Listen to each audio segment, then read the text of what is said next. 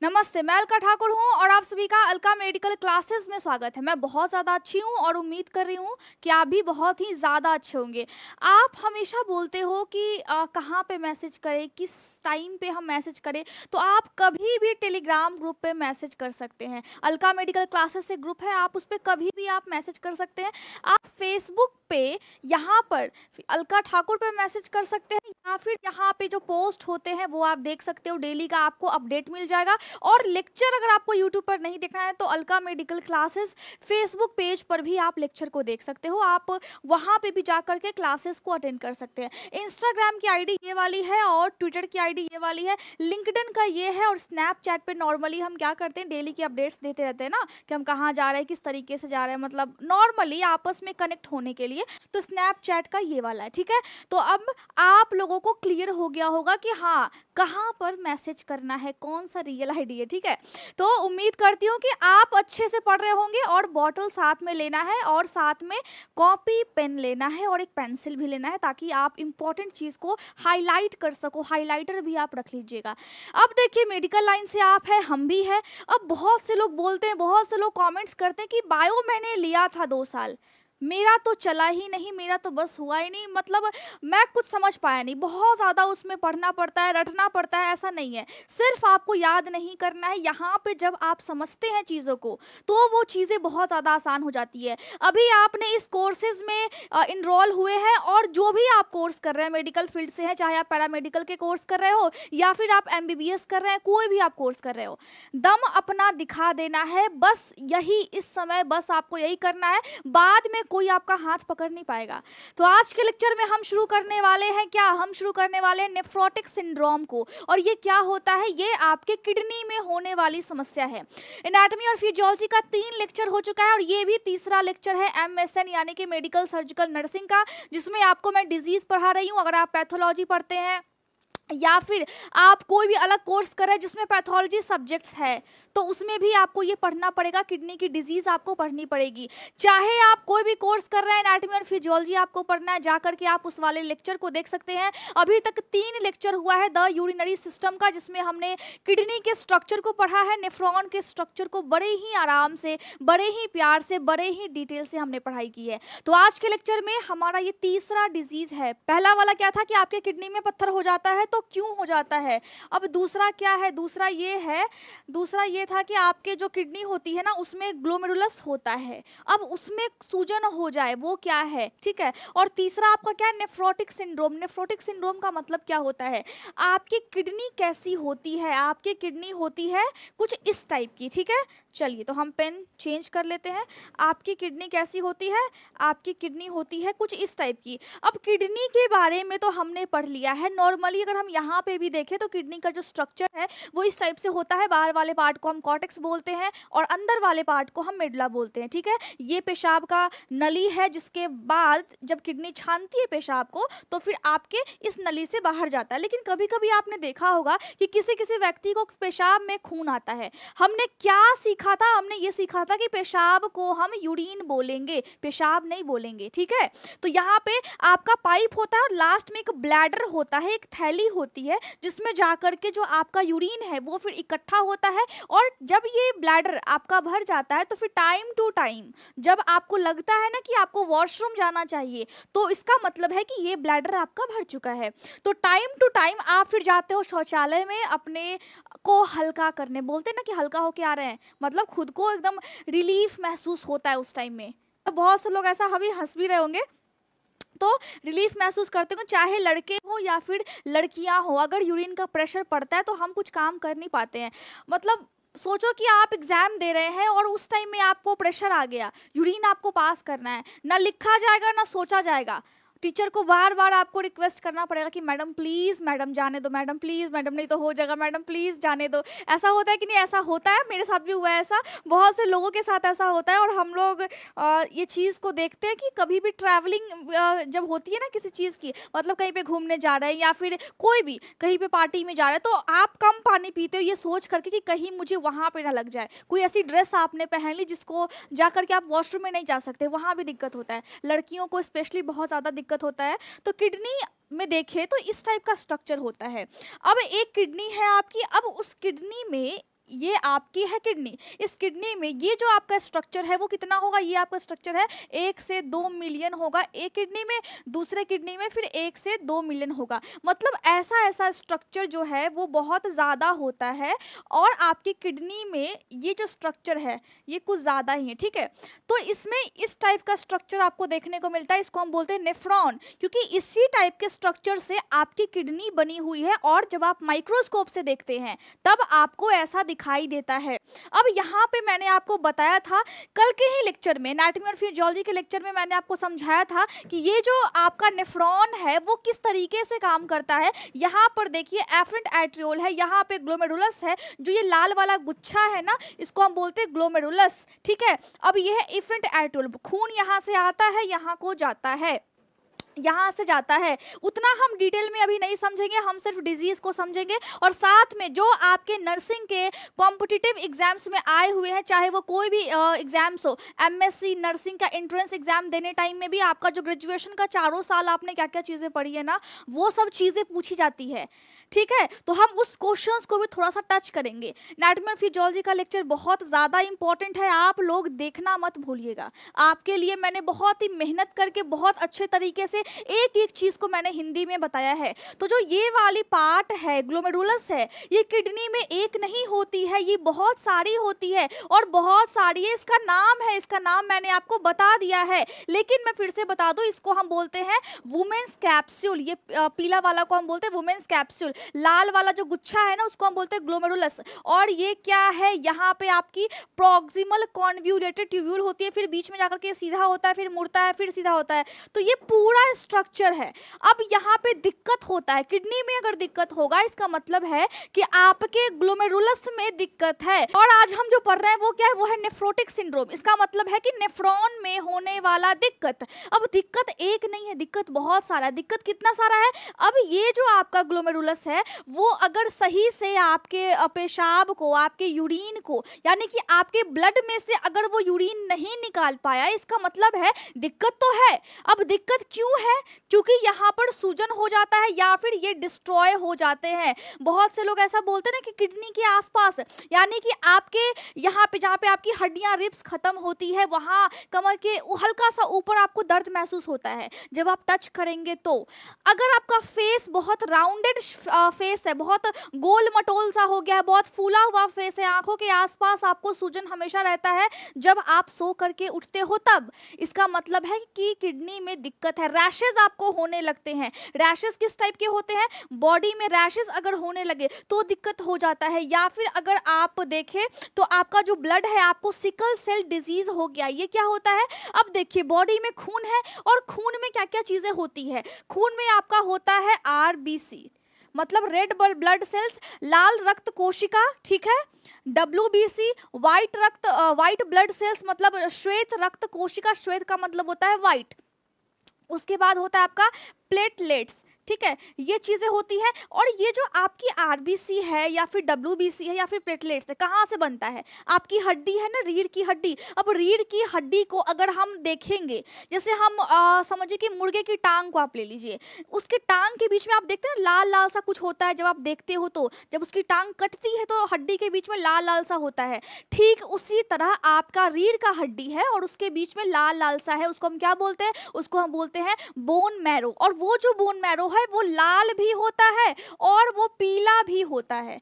अब जब हम छोटे होते हैं ना तो वो ज्यादातर पीला होता है, लेकिन जैसे जैसे हम बड़े होते हैं वो जो पीला वाला है वो कम हो जाता है और लाल वाला ज्यादा हो जाता है, ठीक है। तो ये लाल जो आपका बोन मैरो है उसी में से फिर बनता है आपकी red blood cells, white blood cells और प्लेटलेट्स। अब ये जो लाल रक्त कोशिका है, आपकी श्वेत रक्त कोशिका है, इसमें क्या होता है, सिकल सेल डिजीज मानिए कि किसी को हो गया, ठीक है, ये जो डिजीज है, ये जो बीमारी है वो किसी को हो गया, तो मेनली अगर लाल रक्त कोशिका है, ठीक है, तो यहाँ पे ऐसा उसका डिजाइन होता है, खून में है और खून में ये ऐसे घूमते घूमते जाएगा। कभी हम अगर मूवी देखते हैं या फिर कोई चीज हम कार्टून देखते हैं तो बोलते हैं ना कि बॉडी के अंदर खून एकदम दौड़ रहा है, तो खून कैसे दौड़ता है, खून का जो स्ट्रक्चर है हमें कुछ इस टाइप से दिखाया जाता है, बटन टाइप का होता है।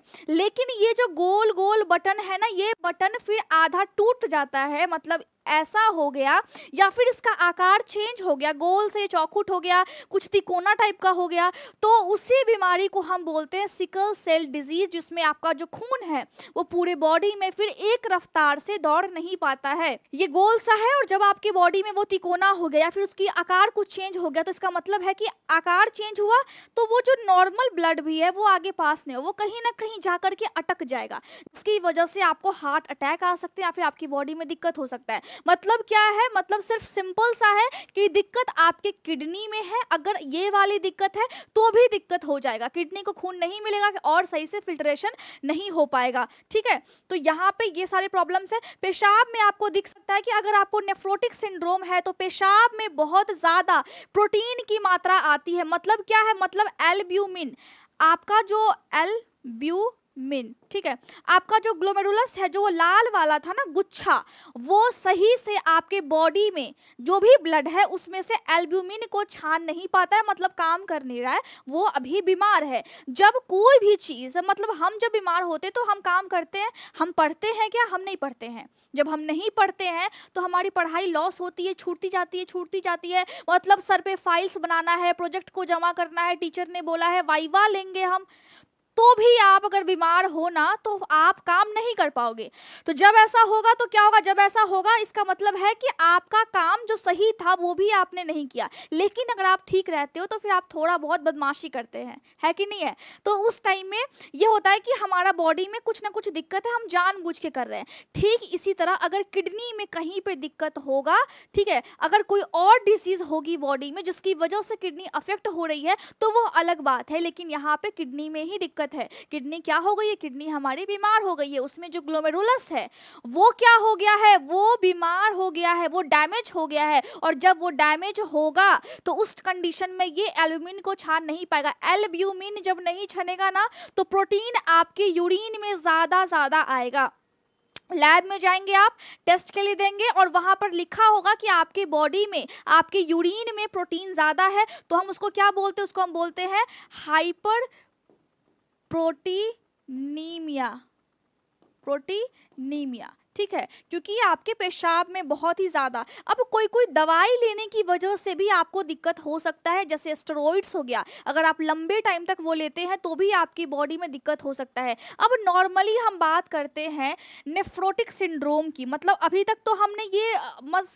तक हमने बस ये सीखा है कि क्या क्या चीजें हो सकती है बॉडी में, क्या क्या दिक्कत हो सकता है, कि किडनी डैमेज हो सकती है, किडनी अफेक्ट हो सकती है। अब नेफ्रोटिक सिंड्रोम का नॉर्मली क्या है आप लोगों के लिए मैं लिख देती हूँ, नहीं तो मैं बोल भी सकती हूँ लेकिन आप लोगों के लिए स्पेशली मैं लिख देती हूँ।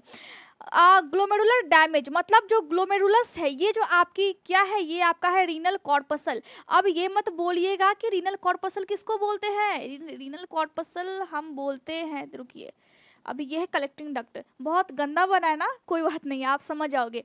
ये आपका है वुमेन्स कैप्सूल जो कप टाइप का है, ठीक है, इसमें होता है गुच्छा, किस चीज की गुच्छी, गुच्छी नहीं गुच्छा, किस चीज का गुच्छा, गुच्छा होता है आपका कैपिलरीज का। मैंने बताया था कैपिलरीज क्या होती है, पतली पतली खून की नली होती है, उसी को हम कैपिलरीज बोलते हैं।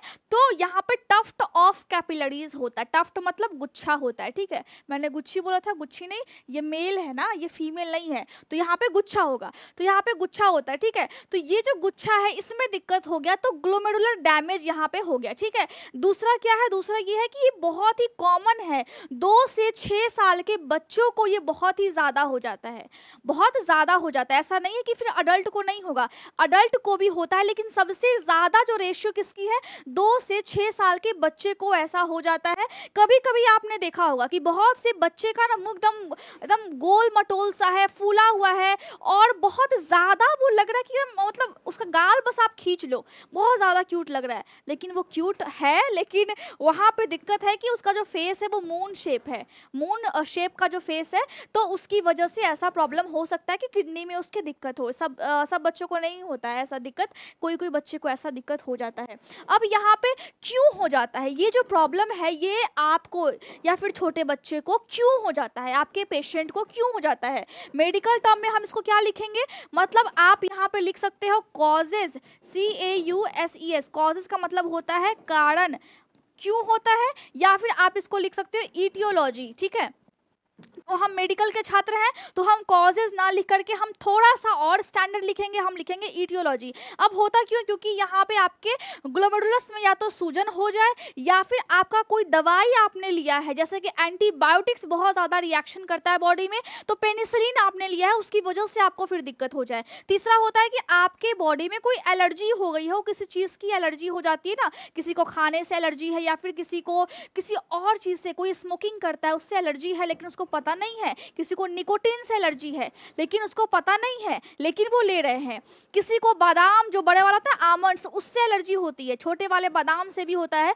लेकिन उसको पता नहीं है। तो एलर्जी जब होती है बॉडी में या फिर आप कोई ऐसी दवाई ले रहे हो, कोई कोई फीमेल होती है जो कि कॉन्ट्रासेप्टिव पिल्स लेते हैं, तो जब आप ऐसा लेते हो तो टाइम मतलब माना कि एक बार आपको एलर्जी नहीं हुआ, टाइम से आपने लिया, आप कंटिन्यूअसली ले रहे हैं, तो जब आप कंटिन्यूअसली कोई चीज़ को लेते तो आपकी बॉडी क्या करती है, कभी कभी होता है कि बॉडी का जो इम्यून सिस्टम है उसको फिर रिफ्यूज़ कर देता है, उसको फिर एक्सेप्ट नहीं करता है। तो कॉन्ट्रासेप्टिव पिल लेना जो मैरिड कपल है उनके लिए ठीक है, लेकिन जो लड़कियां अनमैरिड है उनके लिए ठीक बिल्कुल भी नहीं है, क्योंकि ये आपके बॉडी में जा करके हार्मोनल चेंजेस लाते हैं, आपके पीरियड्स में फिर दिक्कत होगा, आपको क्रैम्प्स होंगे, आपके पेट में दर्द होगा। आप समझती नहीं है ये अलग बात है, लेकिन मैं हमेशा बोलती हूँ कि कॉन्ट्रासेप्टिव पिल्स आपको नहीं लेना चाहिए, क्योंकि ये आपकी बॉडी के लिए बिल्कुल भी अच्छा नहीं है।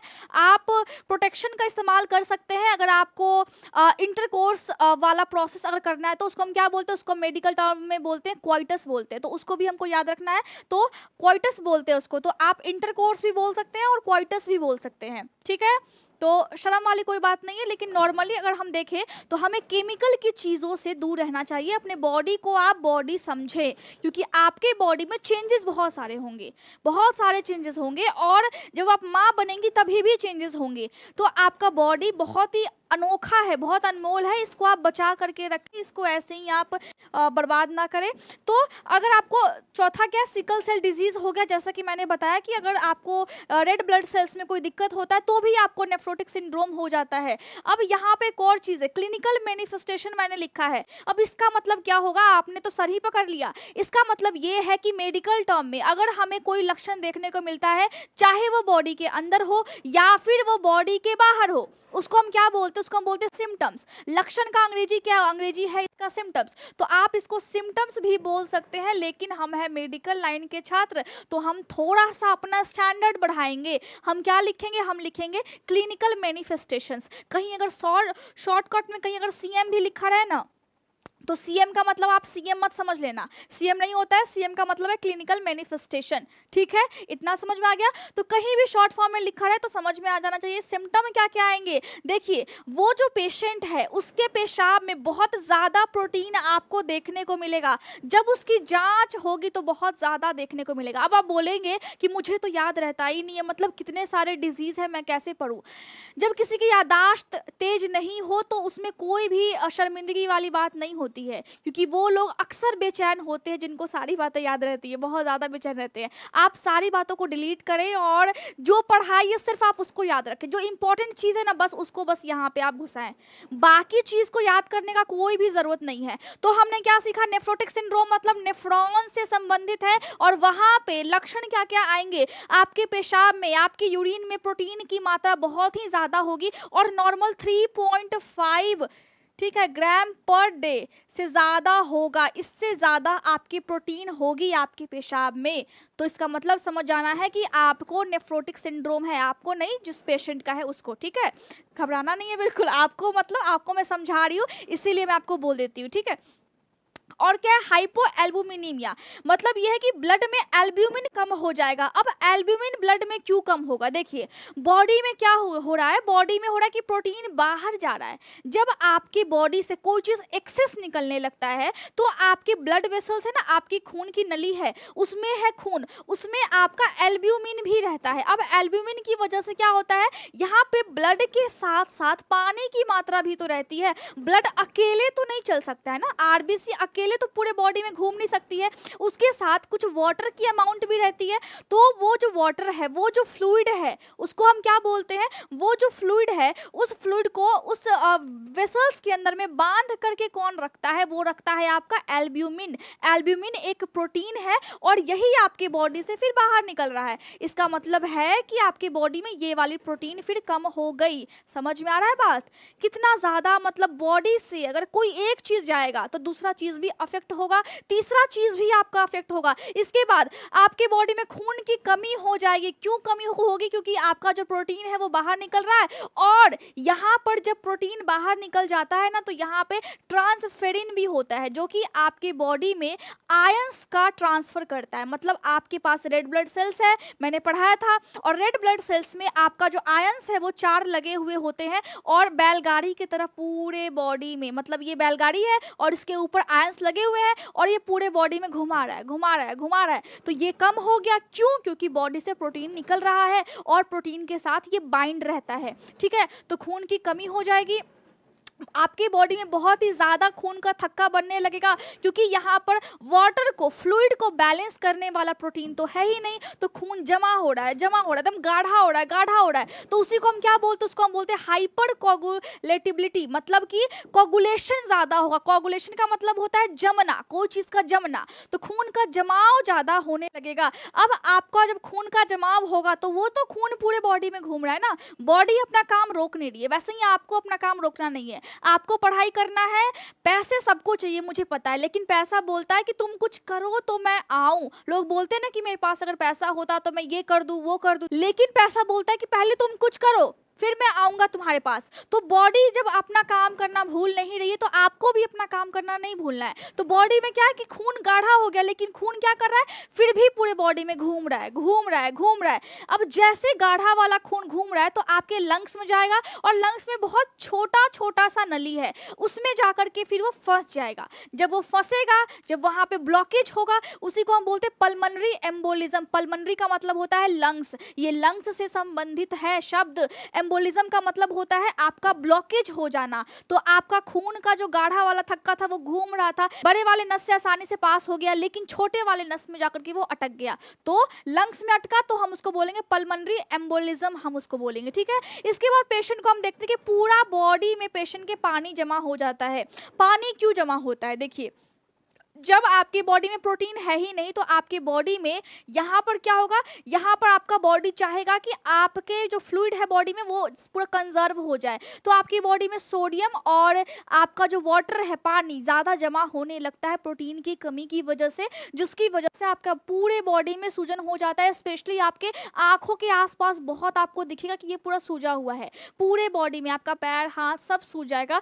पेशेंट बहुत ज़्यादा पतला हो जाएगा, उसको लगेगा कि वो बहुत ज़्यादा मोटा है। जब वो खुद को आईने में देखता है तो उसको लगता है कि बहुत ही ज़्यादा मोटा है, लेकिन हम जब उसको देखेंगे तो हमें लगेगा कि बस एक फूंक दूं, बस एक फूंक मार दूं ना तो ये उड़ जाएगा।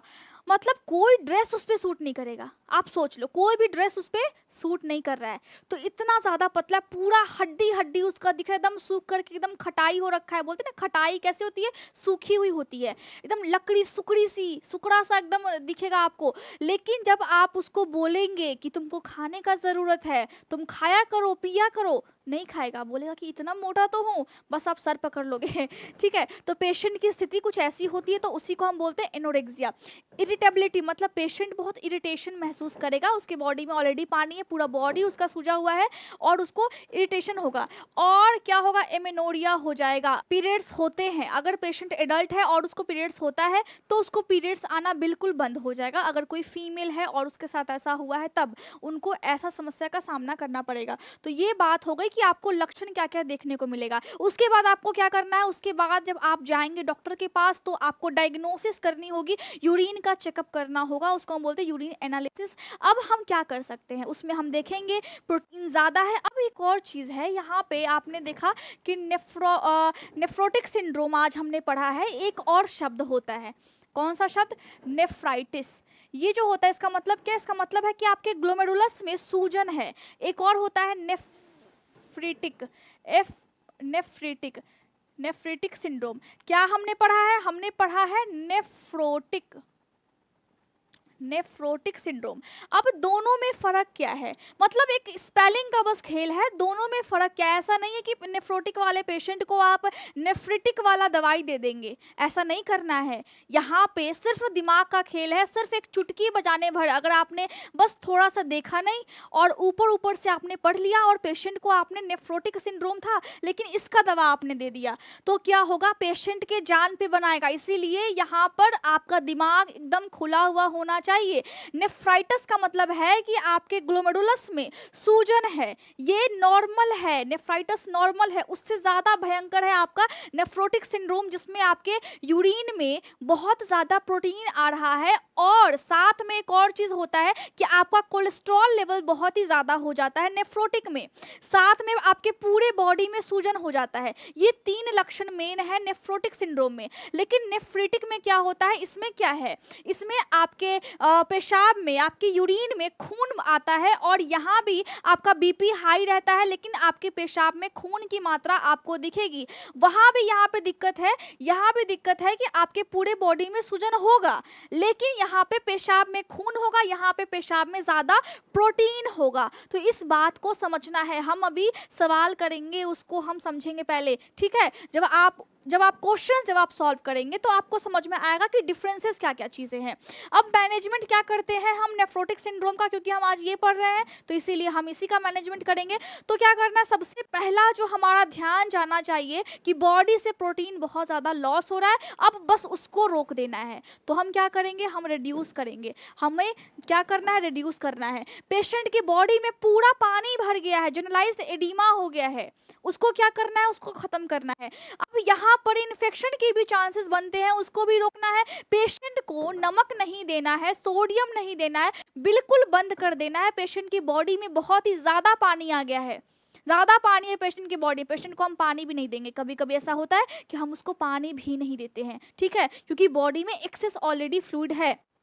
कभी कभी डायूरेटिक्स देते हैं ताकि पेशेंट की बॉडी से पानी बाहर आ जाए, लेकिन ऐसा कब होता है? जब आप डॉक्टर के निगरानी में रहते हैं तब। अभी आपको बस सीखना है, अभी आपको बस सीखना है, पढ़ना है। अब क्या देना है? कार्बोहाइड्रेट आपको अच्छी अमाउंट में देना है और कैलोरीज आपको पेशेंट को देना है, लेकिन याद रखना है कि सोडियम की मात्रा बहुत कम होना चाहिए। या तो आपको अगर देना तो 0.5 ग्राम ही पूरे दिन में, एक दिन में आप दे सकते हैं, इससे ज़्यादा नहीं। मतलब बिल्कुल आप खत्म कर दीजिए, इतना भी आप मत दीजिए पेशेंट को, अगर उसके पूरे बॉडी में सूजन है तब। इसके अलावा पेशेंट का वजन डेली आपको मापना है। पेशेंट को हम स्टेरॉइड्स दे सकते हैं, इम्यूनो सप्रेसिव दवा दे सकते हैं, या फिर साइटोटॉक्सिक आप दवा दे सकते हैं, जिसमें क्या आता है?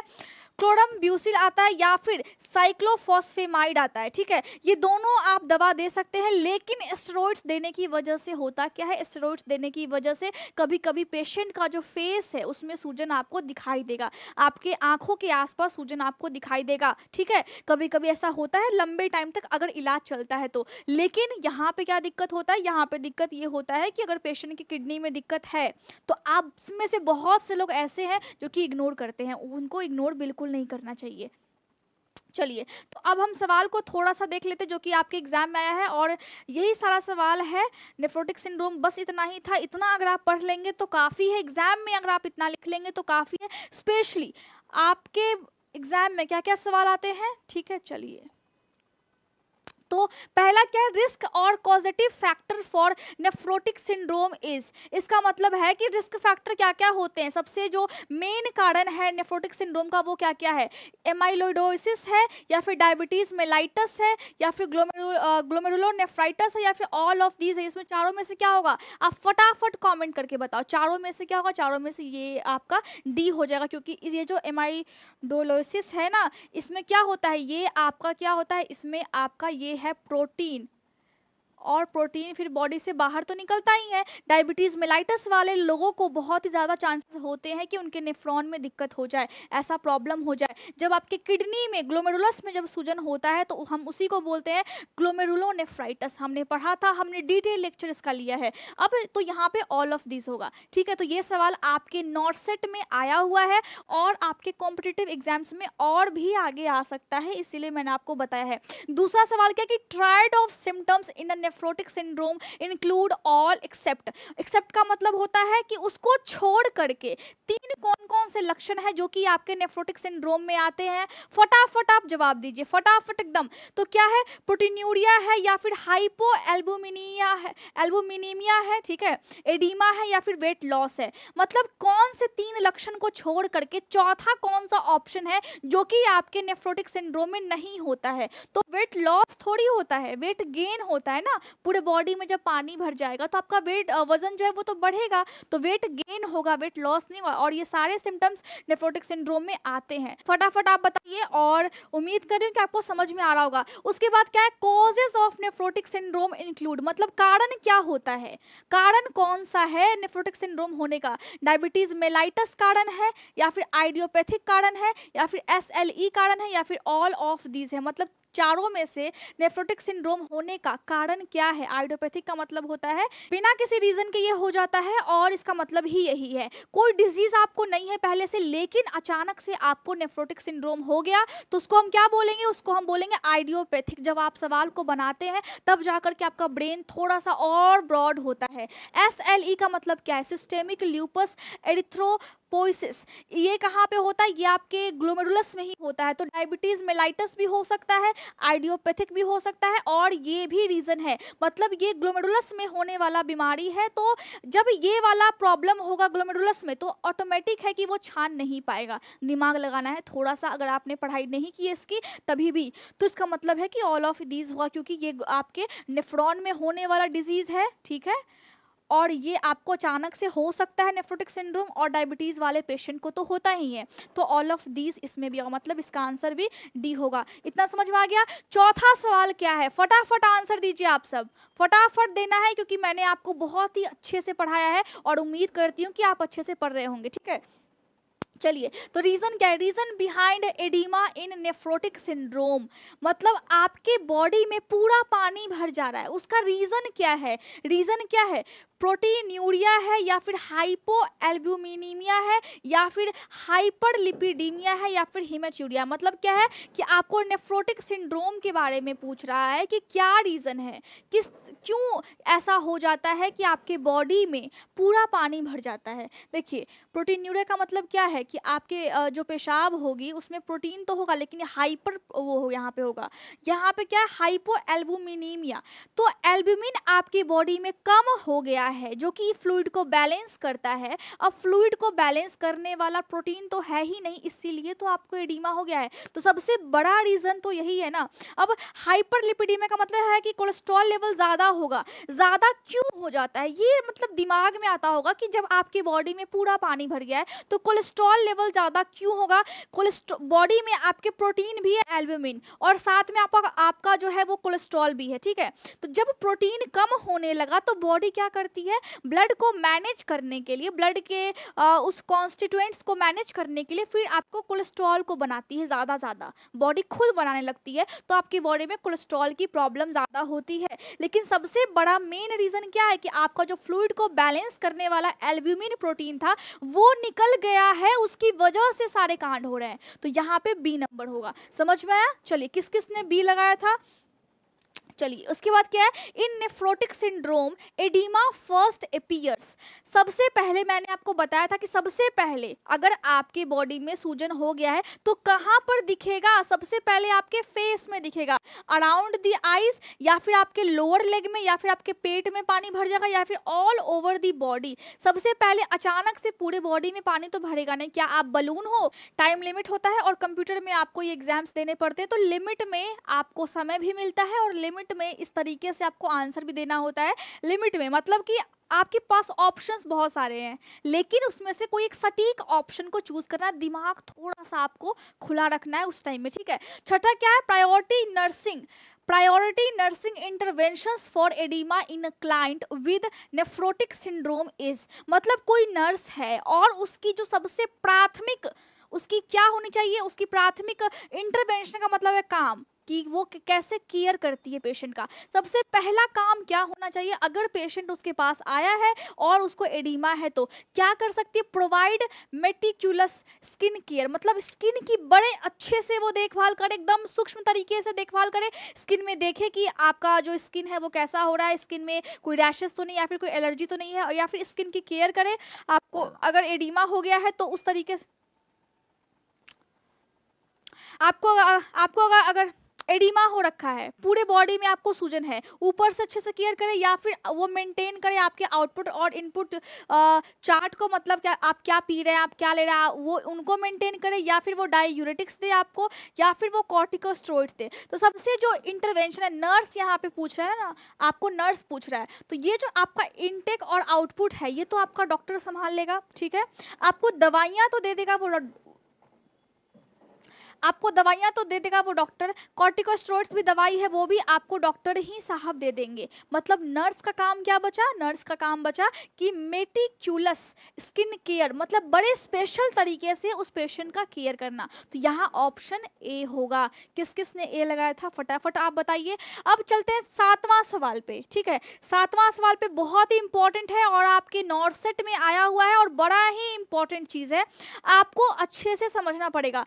क्या है प्रोलॉन्ग्ड स्टेरॉइड थेरेपी, मतलब प्रोलॉन्ग्ड का मतलब क्या होता है, लंबे समय तक अगर किसी भी पेशेंट को स्टेरॉइड थेरेपी दी जाए, स्टेरॉइड दवा दिया जाए ट्रीट करने के लिए नेफ्रोटिक सिंड्रोम को, तो क्या हो सकता है, कुशिन-गोइड अपीयरेंस हो सकता है, क्या है ये, हाइपो एल्डोस्टेरोनिज्म हो सकता है, या फिर क्रिप्टोरकाइडिज्म, ओलिगोरिया। अब ये जो यहाँ पर आप देख रहे हैं क्रिप्टोरकाइडिज्म, इस पर मैंने डिटेल्ड लेक्चर से अल्का मेडिकल क्लासेस ऐप पर डू यू नो सीरीज 1 में मैंने इसके बारे में बड़े अच्छे से बताया है, आप जा करके उसको परचेस कर सकते हैं। 299 का ही है बस, लेकिन उसमें जो जानकारी है आपके लिए वो बहुत ही ज़्यादा इंपॉर्टेंट है। हो सकता है कि आपको पहले इसके बारे में कुछ भी पता नहीं हो। ये क्या होता है, ये आपके बच्चों के गुप्त अंग में, मतलब आपके बच्चों के प्राइवेट पार्ट में क्या हो जाता है, वहां पर दिक्कत हो जाती है। क्या दिक्कत होता है, क्यों होता है, मैंने ऑलरेडी आपको बताया है। गूगल प्ले स्टोर से जा करके आप अल्का मेडिकल क्लासेस ऐप को डाउनलोड कीजिए और वहां जा करके इस चीज को देखिए, आपके लिए, आपके बच्चों के लिए, आपके घर में जो भी है सबको दिखाइए, क्योंकि ये जो चीजें होती है ना वो लाइफ से जुड़ी हुई चीजें होती है। बहुत से लोग अपने बच्चे का इलाज नहीं करवाते, सोचते कि बच्चा बेकार हो गया, ऐसा नहीं होता है। छोटा सा मिस्टेक की वजह से हम ना बच्चे का पूरा लाइफ डिस्ट्रॉय कर देते हैं, तो आपको समझना पड़ेगा। चलिए, तो इसमें क्या क्या चीजें होंगी, कुशिन-गोइड अपीयरेंस का मतलब क्या होता है कि आपका जो पूरा फेस है ना वो राउंडेड फेस हो जाएगा, बहुत फूला फूला सा होगा, आंखों के आसपास सूजन होगा, एकदम मून टाइप का, चांद जैसा मुखड़ा तुम्हारा हो जाएगा। तो जब चांद जैसा मुखड़ा होगा, जब चांद जैसा मुखड़ा होगा तो आप सुंदर ही नहीं हो, आप बीमार भी हो। बीमारी कौन सा है, आपको हो सकता है कि आपको नेफ्रोटिक सिंड्रोम की बीमारी हो, तो यहाँ पर ए वाला ऑप्शन होगा, क्योंकि ये जो हाइपो एल्डोस्टेरोनिज्म है ये एल्डोस्टेरॉन हार्मोन होता है, जो आपकी बॉडी में कम अगर निकले तो क्या दिक्कत होती है, तो आपके बॉडी में दिक्कत होता है। लेकिन किडनी से ये कहीं भी संबंध नहीं रख रहा है, किडनी इसको निकालती है, लेकिन ये किसी और सिचुएशन में निकलता है, ठीक है। अब क्रिप्टोरकाइडिज्म का मतलब है कि ये आपके प्राइवेट पार्ट से संबंधित है, और ओलिगोरिया का मतलब है कि ये आपको जो पेशाब हो रहा है वो कम हो रहा है। तो नेफ्रोटिक सिंड्रोम में क्या लक्षण आपको देखने को मिल सकता है, अगर लंबे टाइम तक आपको नर्सेज ने या फिर डॉक्टर ने स्टेरॉइड थेरेपी दी है, तो सबसे पहला आपके बॉडी में चेंजेस क्या आएंगे, कुशिन-गोइड अपीयरेंस, मतलब आपका जो फेस है वो बिल्कुल चांद जैसा गोल मटोल सा दिखेगा। तो 8वां सवाल क्या है, 8वां सवाल है कि which of the following characteristics defines nephritic syndrome, मतलब कि नेफ्रिटिक सिंड्रोम कौन से कैरेक्टरिस्टिक्स आपको डिफाइन करते हैं, फैटी कार्स इन यूरिन, या फिर पॉलीयूरिया एंड हाइपोटेंशन, या फिर प्रोटीनूरिया एंड हिमेटूरिया। मैंने आपको बताया था कि प्रोटीन भी आता है और आपके बॉडी में, आपके पेशाब में फिर खून भी आता है, किसमें आता है, नेफ्रिटिक सिंड्रोम में आता है। तो आपका ये सी नंबर होगा। किस किस ने सी नंबर लगाया था, सही से बताओ, किस किस ने लगाया था। तो सी नंबर नंबर होगा क्योंकि यहाँ पे सिर्फ इसी में है हीमेट्यूरिया।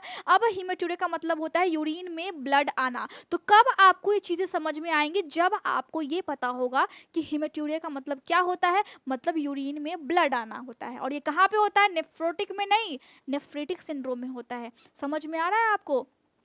बहुत ही ट्रिकी सवाल होते हैं, बहुत ही आपको दिमाग को खोल करके रखना होता है, बहुत मुश्किल नहीं है, आप लोगों के लिए आसान है और मैं और आसान आप इसको बनाऊंगी, आप देखो बस।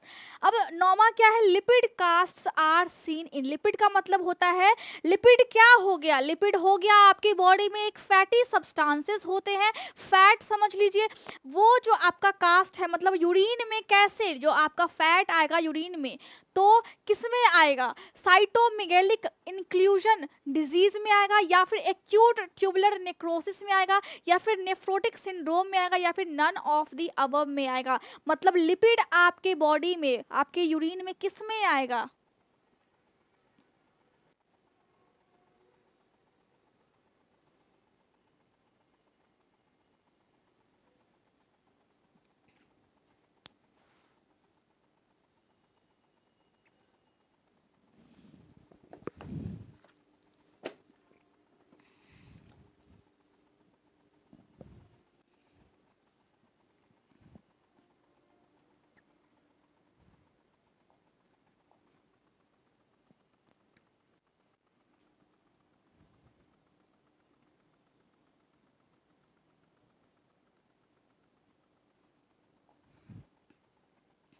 तो इस तरीके से सवाल आपको दिए जाएंगे और आपको अच्छे से समझना है आपको।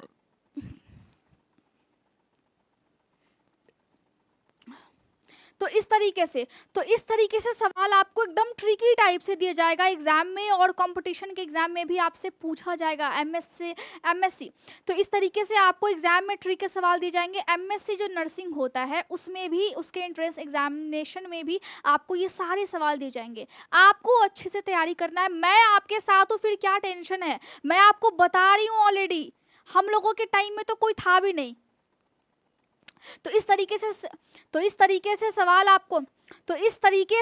आपको दिए जाएंगे और ट्रिकी टाइप से आपसे पूछेगा, तो आपको क्या टेंशन है, मैं आपको बता रही हूँ, आपको मैं हिंदी में तोड़ तोड़ करके आराम से, प्यार से, बड़े ही प्यार से बता रही हूँ। तो बस आप लेक्चर को अटेंड करना मत भूलिएगा। डेली शाम 6 बजे लेक्चर्स आते हैं। एक दिन आपका एनाटॉमी और फिजियोलॉजी का आएगा और एक दिन आपका एमएसएन यानी कि मेडिकल सर्जिकल नर्सिंग, जिसमें हम डिजीज को पढ़ते हैं। आप अगर नर्सिंग के छात्र हो या फिर कोई और छात्र भी हो, मेडिकल के हो, लेकिन तो भी आपके लिए सारे लेक्चर्स बहुत ही इंपॉर्टेंट है। एनाटॉमी और फिजियोलॉजी का लेक्चर इतना ज़्यादा इंपॉर्टेंट है कि वहाँ पे मैंने एमबीबीएस लेवल को भी टच किया है और साथ में सवालों को भी मैं आपको देती हूँ, बनवाती हूँ। और कोई भी दिक्कत हो आप टेलीग्राम पर बेझिझक पूछ सकते हैं। टेलीग्राम ग्रुप का जो मैंने आपको बताया था कि वो सारे में, हाँ यहाँ पे है, चलिए यहाँ पे है, और आप यहाँ पे टेलीग्राम ग्रुप पे पूछ सकते हो। मैं यहाँ पे मैं ही रिप्लाई देती हूँ टेलीग्राम ग्रुप पे। बाकी आप हर जगह पे कांटेक्ट कर सकते हैं। आप व्हाट्सएप पे भी यहाँ पे मैसेज कर सकते हैं। व्हाट्सएप पे मैसेज मतलब आप कीजिए, लेकिन आप कोशिश कीजिए कि आप टेलीग्राम ग्रुप को ज्वाइन कर लीजिए, और आप मुझे कॉल भी कर सकते हैं। तो ये जो नंबर है इस पे आप बात भी कर सकते हैं। अगर आपको कोई पढ़ाई से संबंधित कोई भी दिक्कत है, तो अगर आपको डिजीज़ है तो फिर आपको डॉक्टर के पास जाना है, क्योंकि मैं एक टीचर हूँ, मैं आपको हॉस्पिटल में नहीं मिलूंगी, मैं आपको पढ़ाती हूँ, मैं मेडिकल के छात्रों को पढ़ाती हूँ। तो यहाँ पे दोनों में चीज़ें फ़र्क होती है। तो यहाँ पे फ़र्क होता है। तो यहाँ पे टीचर में, यहाँ पे बहुत से लोग समझते नहीं है कि मेडिकल लाइन में टीचर मतलब यहाँ पे तो बहुत से लोग समझते ही नहीं है कि मेडिकल लाइन में टीचर भी होता है। अरे टीचर होता है तभी तो मेडिकल कॉलेजेस में मेडिकल के छात्रों को टीचर ही तो पढ़ाते हैं वहाँ पे, तो टीचर भी तो होता है। तो टीचिंग लाइन भी है इसमें, और इसमें आप प्रैक्टिस भी कर सकते हैं। तो मैं टीचिंग लाइन में हूँ, तो इसीलिए कंफ्यूज बिल्कुल नहीं होना है। अगर पढ़ाई से कोई भी संबंधित सवाल हो तो आप कांटेक्ट कहीं भी कर सकते हैं। उम्मीद कर रही हूँ कि बहुत अच्छे से आप पढ़े होंगे, नोट आपने किया होगा।